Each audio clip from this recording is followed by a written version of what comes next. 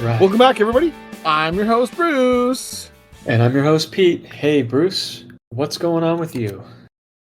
I'm What's up? just sitting here, and it's like sweaty time. It's got hot It's now, officially and summer for you? It's officially yeah, summer? it's officially summer. And now my non-air conditioned home is really really warm. We have a tornado today, apparently. So Oh, I got an alert earlier this day.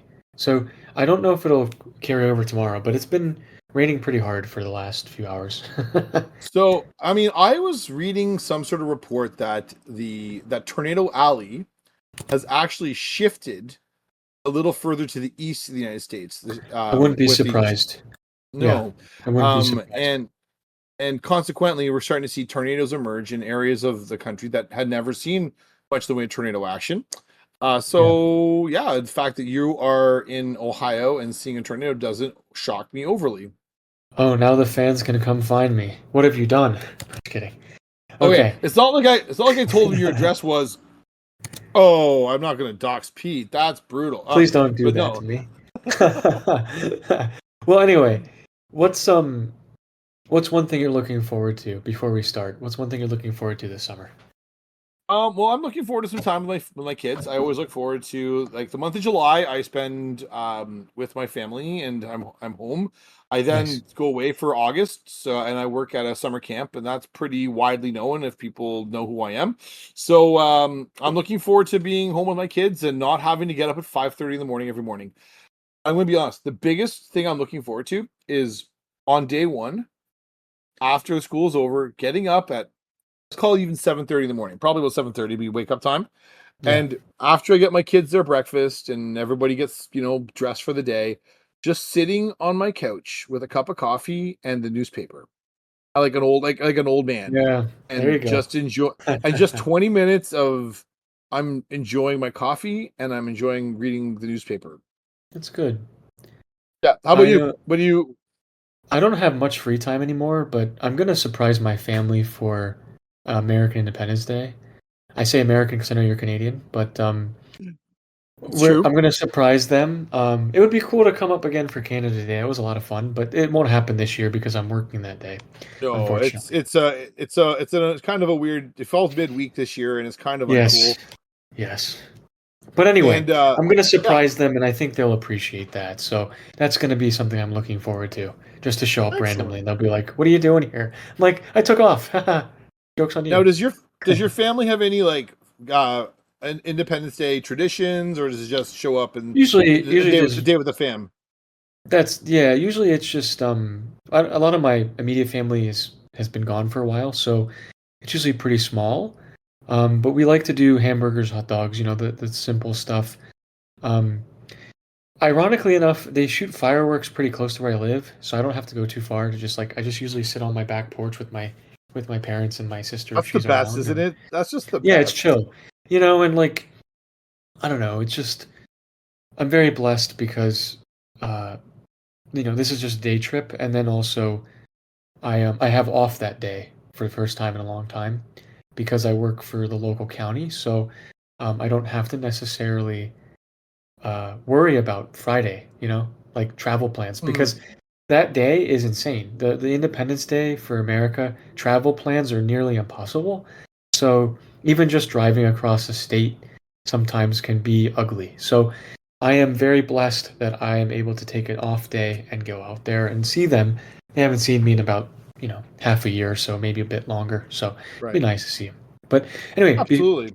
you're calling back to one of my favorite cards today. So what do you got for us, Bruce? I'm super excited for this. All right, so I was looking at some creatures, and I mean I clearly got artifact pilled today, in doing my prep work for the show. I got Myrsmith. Myrsmith is 1 and a white for a 2/1, and it is a human artificer. And whenever you cast an artifact spell, you may pay 1. If you do, put a 1/1 colors mirror artifact creature token onto the battlefield.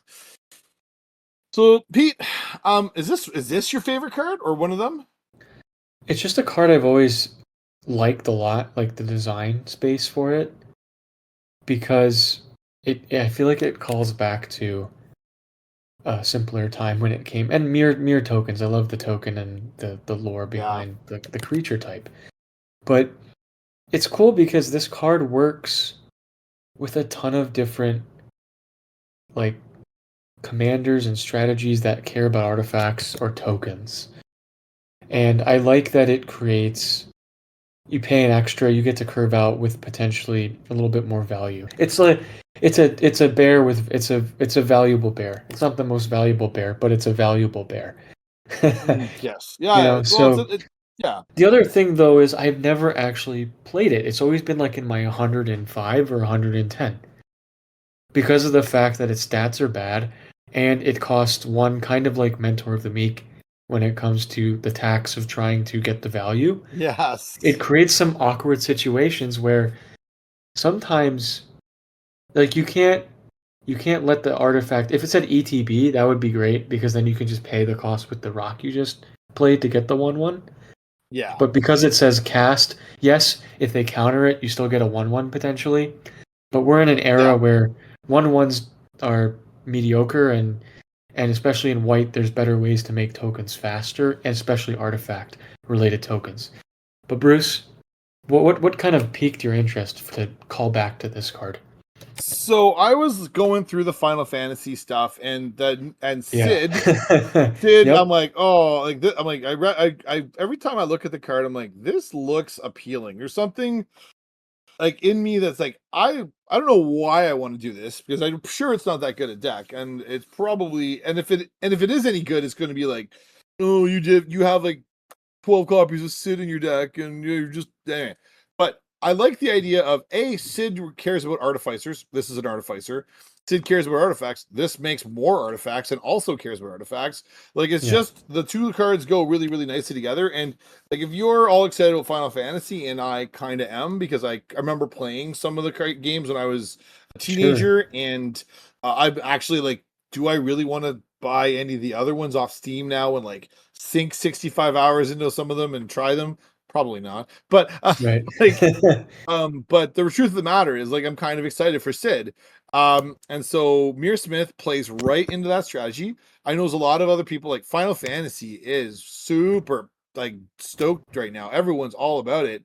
And so this is people are going to be building it. So it's just probably good to point out this is a great little card. I got two ideas. So one is Drafna, where you're returning artifacts back to your hand to recast them. Drafna Litnom Yes. from Brothers War. And then also that commander that your friend played that makes offspring is it well there's the fabricate Zin- card, but Zin, the one that gets plus X plus 0 for each and your I think creatures it's get offspring. Zinnia. I think it's Zinnia. Zinnia. Yeah.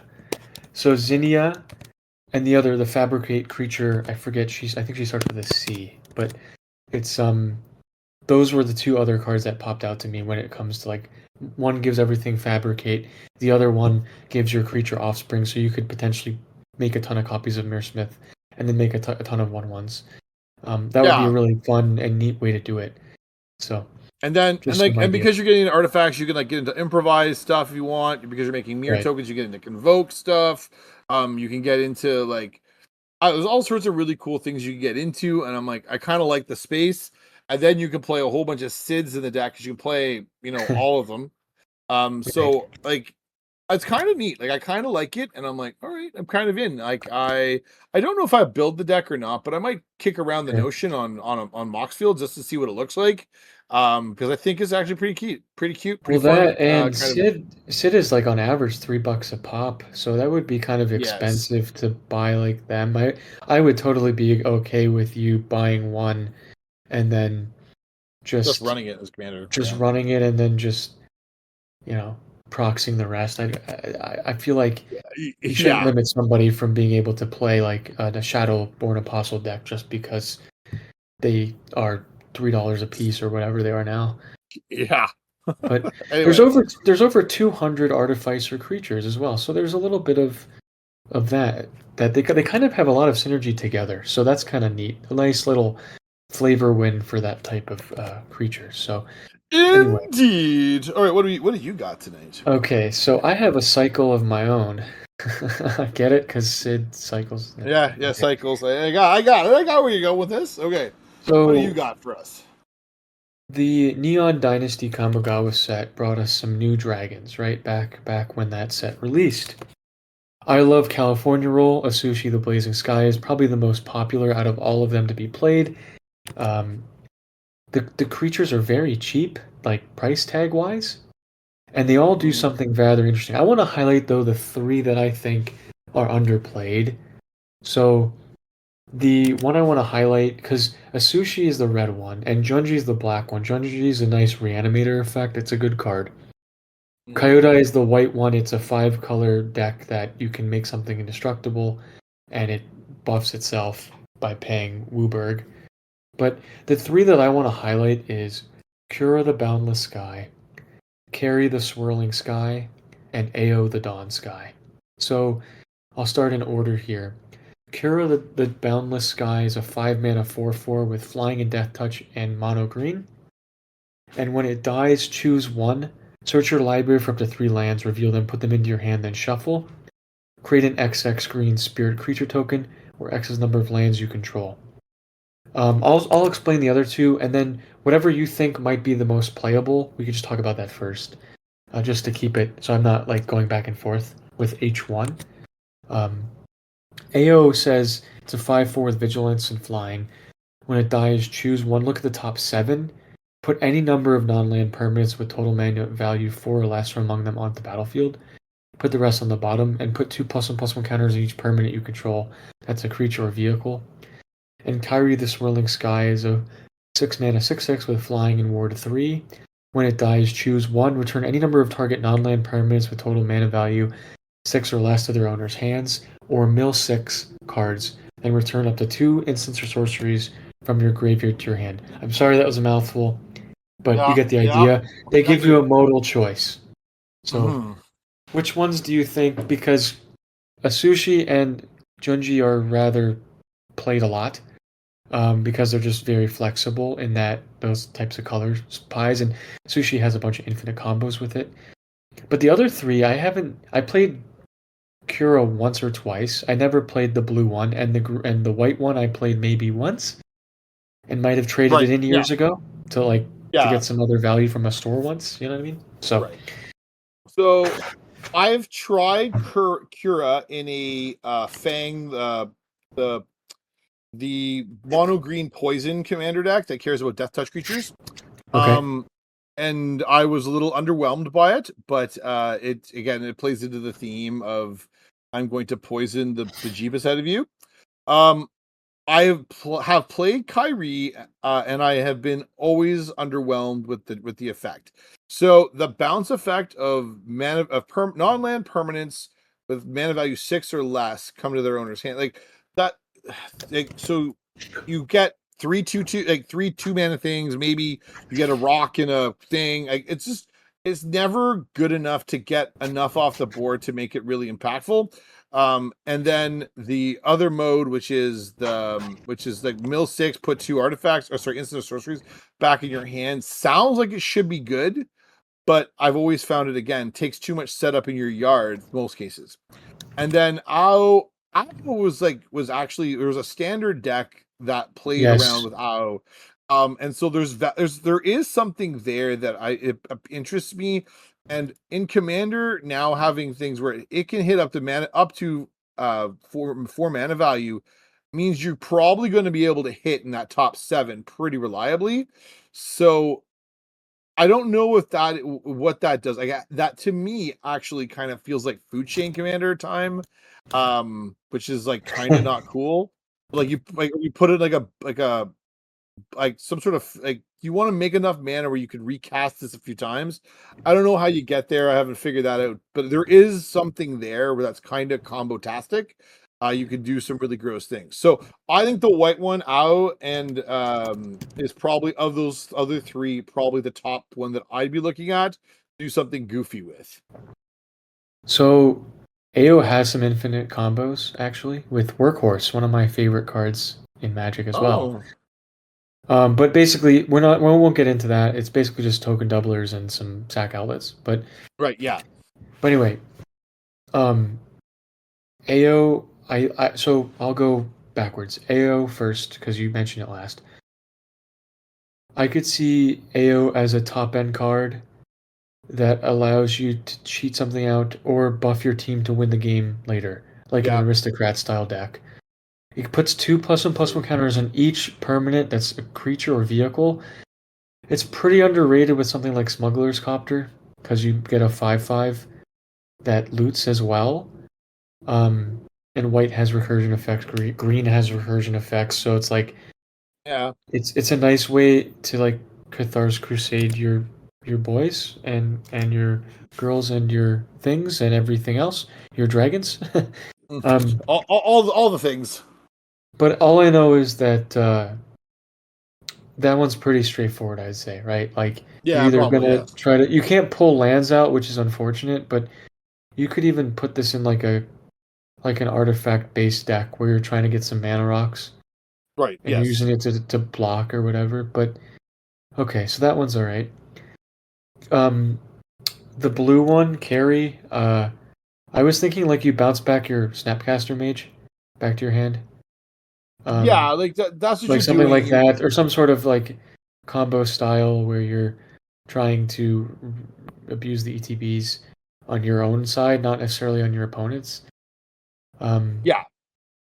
and then the milling, I think that's super underrated because um, you get two instant or sorceries back. You get your breach back, breach the multiverse. You could get back a big Oh, haymaker. You okay. know what I mean? Yeah, Because no, for sure. it's like very reminiscent of like a of the Valdr the Jeskai mutate creature where it would recur something for 3 mana and it always goes back to your graveyard. This is very Daedrock. reminiscent. Yeah, this is very reminiscent of like it doesn't like have a drawback to the instants or sorceries. You basically flash back to your hand. Right. Yeah. So that's the other thing. It's like if you make a token copy of this and sack it, or um, you know, you give this myriad for some reason because you're a monster.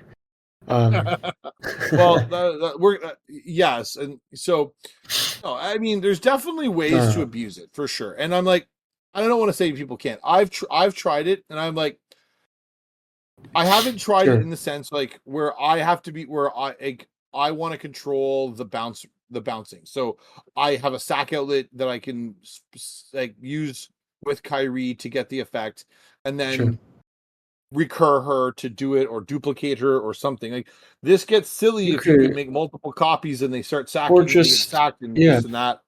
or just Strionic Resonator the trigger. You know, because it is a Yeah, triggered yeah, ability. yeah. So you could do that. Um, haven't seen Strionic Resonator in a while actually in play in the wild. So interestingly It's enough, it's the it's the 2 mana gatekeeping of it. Like people don't want to pay the 2 mana on the activation, so I can right? almost guarantee you that that tends to be why it gets shut down. So Sure. anyway, I like them, and I would like Kyrie is cool. What about Kura? What were we doing with So Kura? Kura, the first time I ever played it, I actually played it in that mono green Titania as a way to block flying because at the time I didn't have a reliable way to really block flying, and I would usually go Yeah, tutor for the Lotus lands. That's usually what I did with it. If I had greater good out though, I'd make the big spirit and sack it to draw a ton of cards. So there we that's what go. I was using with it, but I wouldn't mind trying this out in again a mid-range style deck where you're playing fight spells. You know, you're playing Fight Club Yeah, in Commander, or um, just the fact that it's a 5 mana Death Touch flyer. You give it trample. You know what I mean? You play Garruk's Uprising, and it's a kind of a house to deal with at that point. yeah, it's really problematic the way Death Touch resolves. Like that's a really like Death you're gonna kill a Death lot of Touch things dead. is, especially with the new blocking rules too. Like I've really come up on Death Touch and a lot more of these evergreen abilities in general because just trying to make people figure out how to block you can be frustrating, Oh but also can yeah, help you it's win the game.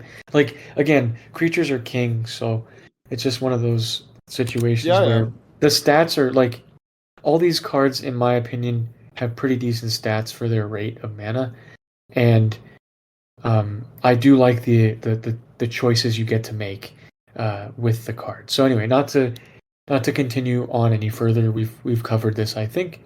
What do you got for, or do you want me to go for the You instant or go ahead. sorcery that we got? You're already All on a right. roll. Okay. Let's do your instant sorcery. What did you get? So this is everybody's favorite hated set. No, I'm just kidding. It's Commander Legends Battle for Baldur's Gate. Elminster Simulacrum. It's 4 colors, 2 blue, instant. For each opponent, you create a token that's a copy of up to one target creature that player controls for 6 mana. What do you think? I'm like when you put this on the list, I'm like, oh yes, I like this card. I play it. I play it in my Nevinral list. Um, Sure. but it's just a cool card. Like it is super good. People don't know about it. They because it was in that set and it was so much maligned. And to this day, people are only looking for the big honking dragons, like the ancient copper dragons, the Sure. all like they're not really looking for the other mythics from the set. And this is a sleeper and is a banger.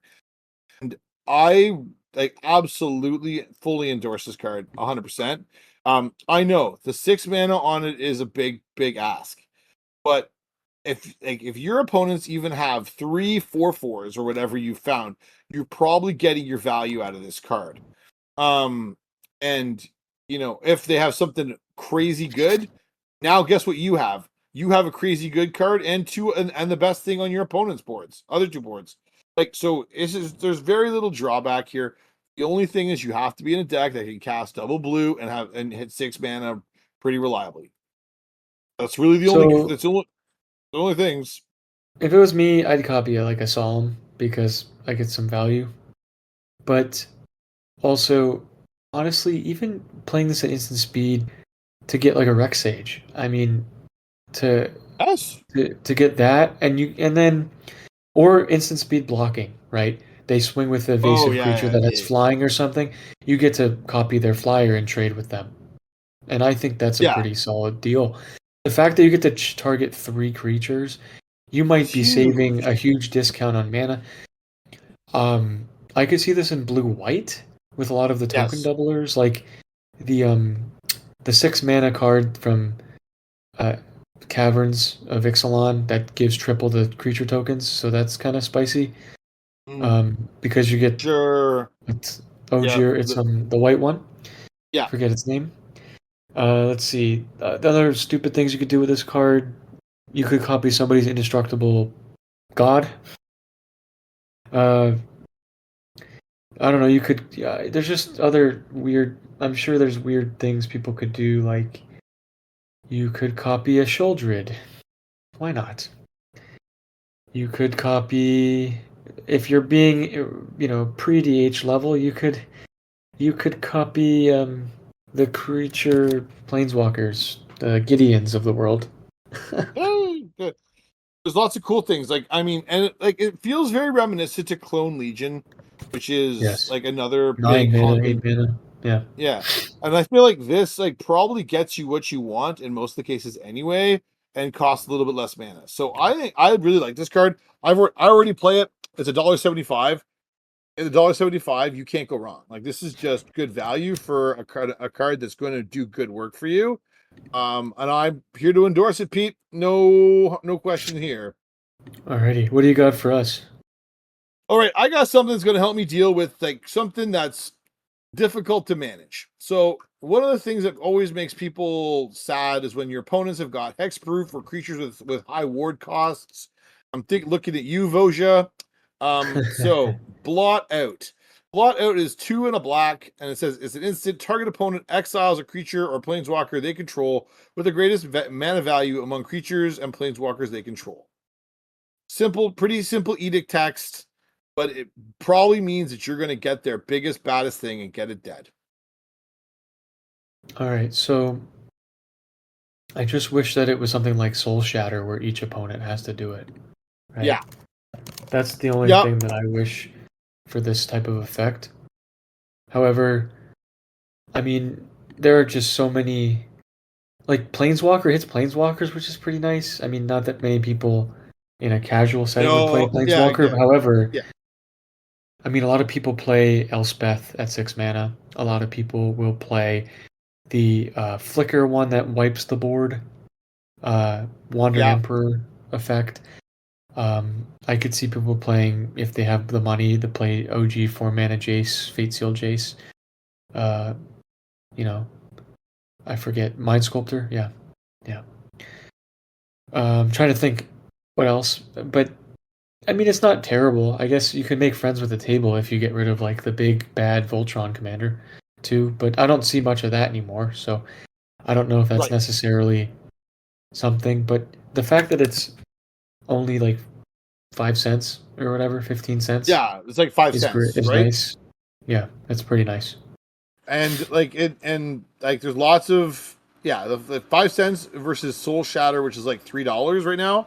Like, I mean, if you're playing on a budget and you can't afford a Soul Shatter, like this is a very serviceable option, and it's nothing fancy. It's Right.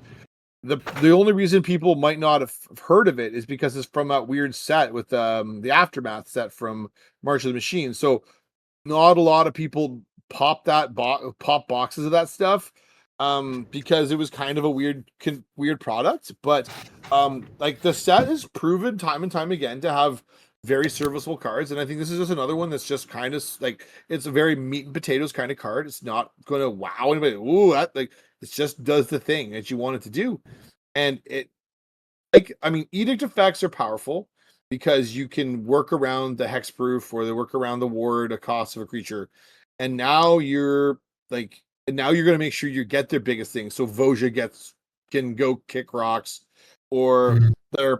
their big, like, Voltron commander, like if they're going to Ural the Miststalker, which people don't play that anymore readily, but if you were to run into it, it's kind of nice to know you got an answer somewhere in your list that you can maybe find. So, You called back to a classic. And this well, I next mean, card I'm that you old, man. have, but the next card you have, I remember when it came out in the first ever Modern Horizon set, people were like, "Ooh, God, what is this?" And it's never been reprinted since.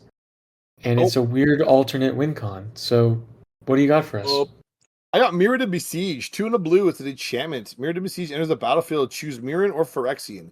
If you chose Mirren, whenever you cast an artifact spell, create a 1/1 colorless mirror artifact creature token. Have you picked Phyrexian at the beginning of your end step, draw a card, then discard a card. Then, if there are 15 or more artifacts in your graveyard, target opponent loses the game. Bum I've bum bum bum. I've All won right, games with this card. I have. that's impressive because I'm going to be honest. I've put it in decks and I have not. Um, The but reason being I. because it was Mono Blue Emery back when that was more popular, Mhm. and it was fill the art as fast as possible, recur the stuff Yeah, later, yeah. draw Don't worry about discard, it. Just whatever it is. turbo dump it. Turbo I dump it in the. really, I saw this actually played because there's a Final Fantasy 2 drop that says whenever artifact enters, you get to surveil one, Ooh. and it's an uncommon. I think it's awesome. This Glo- card is really cool. It's Globez, I believe, is what it's called. Globez. So Globez. our friend, he shout out to Battlegrounds if you're listening. There's a store that we like to hang out at and play sometimes when we have a bit of time, and my friend works there. Sometimes he'll play a game or two with us if he's not too busy. But he played that card, and I was like, "Oh man, I'm excited to see this is here. We're playing this card again." And I mean, he didn't win that game, but he was pretty close to killing somebody with the trigger. So it's got a lot to work with. But I feel like, again, I like these types of choice cards because if you're playing against a super aggressive deck, you can choose Mirren. If you're playing against a combo heavy pod, you can choose Phyrexian and then make it difficult for somebody to, Yeah. you know, deal with And you. So I like the stickiness of this card. yeah, That's all I it gotta makes say. yeah, I agree. It's just a nice little value piece. I like that it comes down at 3 mana too. Like 3 mana is kind of a sweet spot for an artifact like this. That's kind of a bit of a value engine.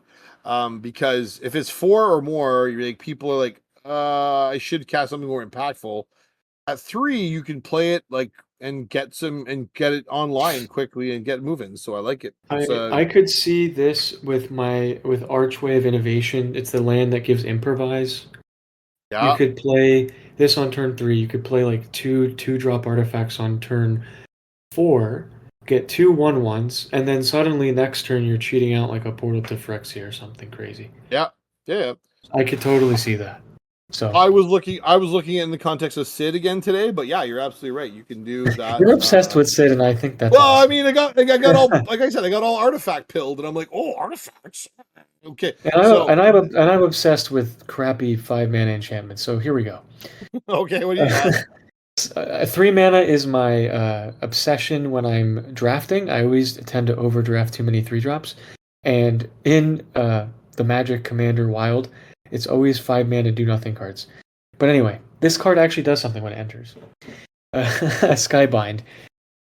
3 and 2 white. Whenever this enchantment or another enchantment you control enters, exile target non-enchantment permanent. Return that card to the battlefield under its owner's control at the beginning of the next end step. Let's go, Bruce. What do you think about this? This is just blank time, man. Like this is blinkaroo.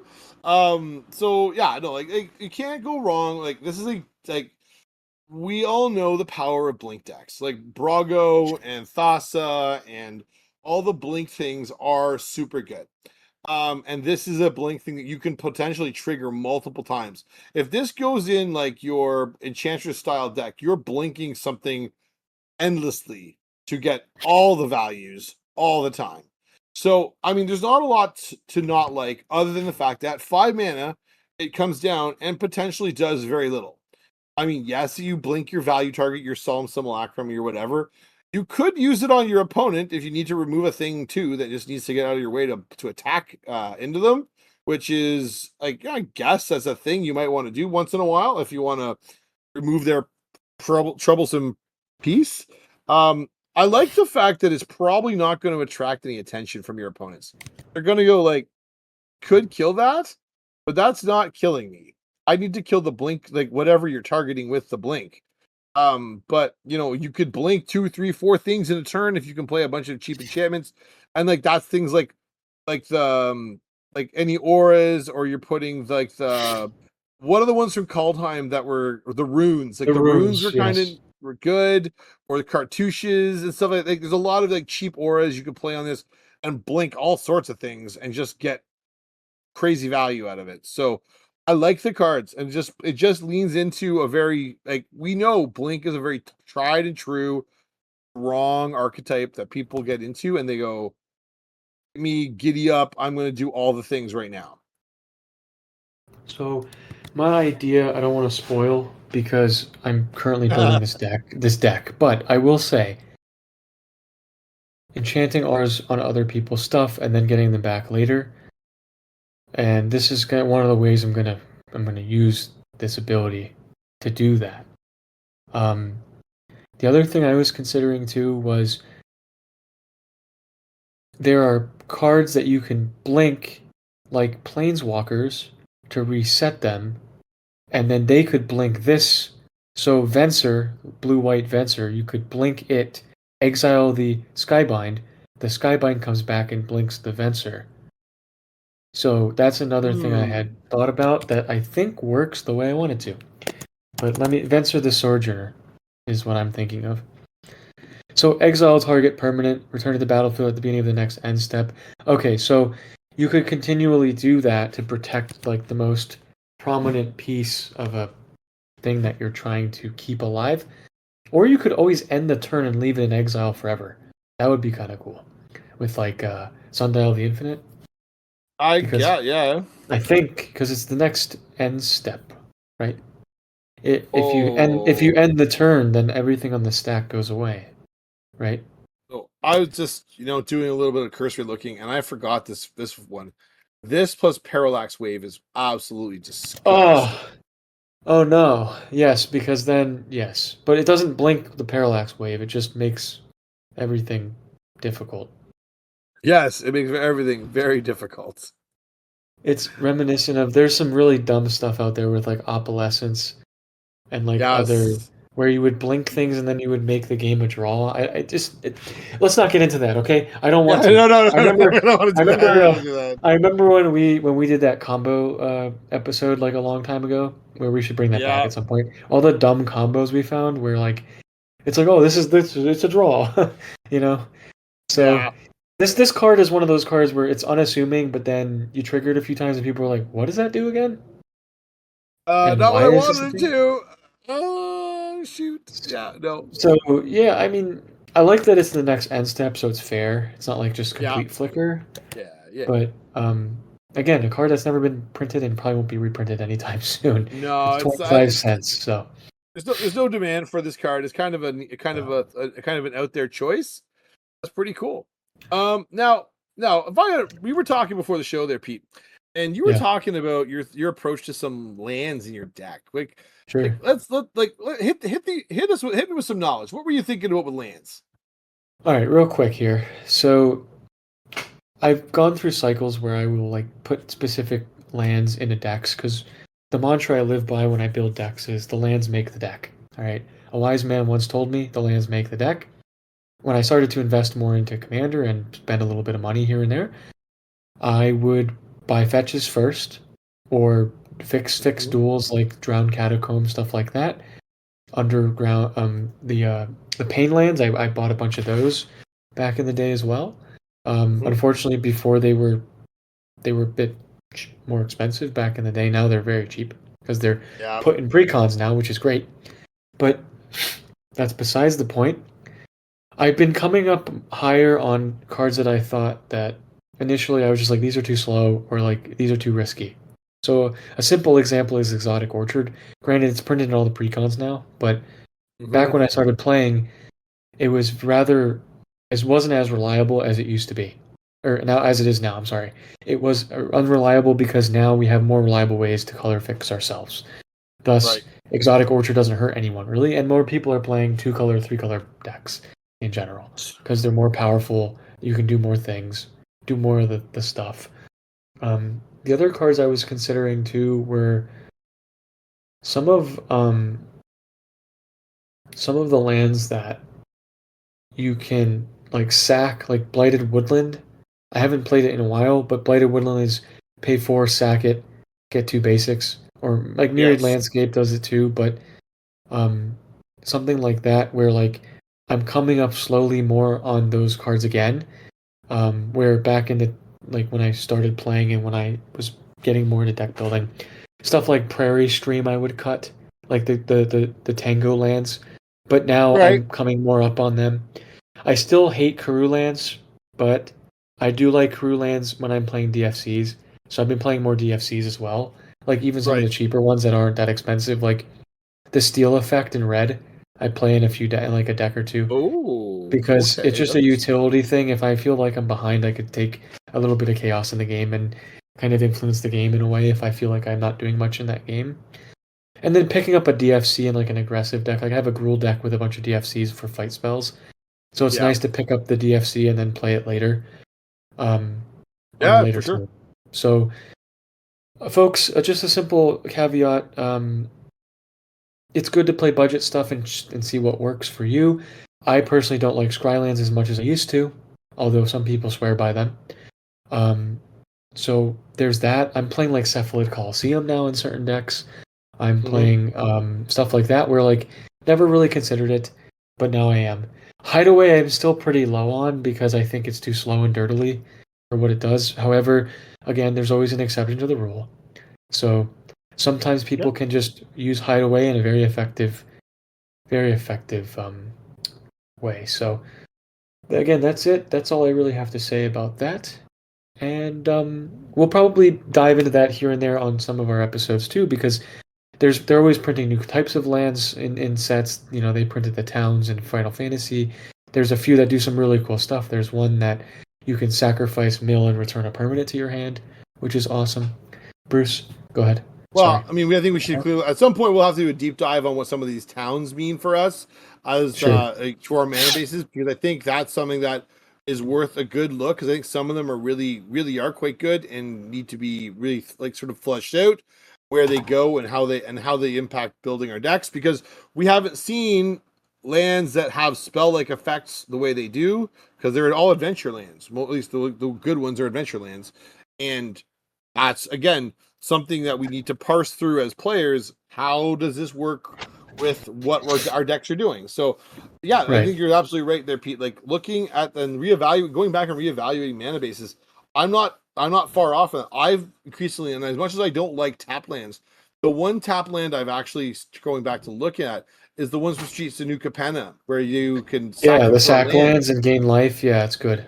They're good Oh, you cards. sack you draw you can draw a card if you sack them, which is like sometimes you Oh, get okay, that. okay, sure, sure. Yeah, sometimes you just need to, but also the ones that are kind of like evolving wilds, also those ones too. Like so, there's a lot of these budget lands out there. You don't have to spend a fortune on them, and they have powerful effects in the game. Drawing that extra card might be all you need. So you never know.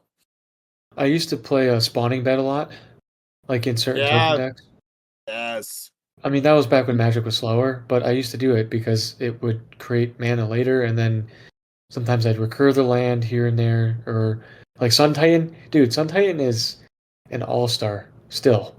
After all this Yes. time, it's still Yes. an all-star. So that's the other thing that I've been looking at is there's a ton of recursion now, but like with lands, there's just so much untapped potential to fix yourself, but also do some interesting things with the lands. Like like the one that gives double strike is there's a land Sunforge something.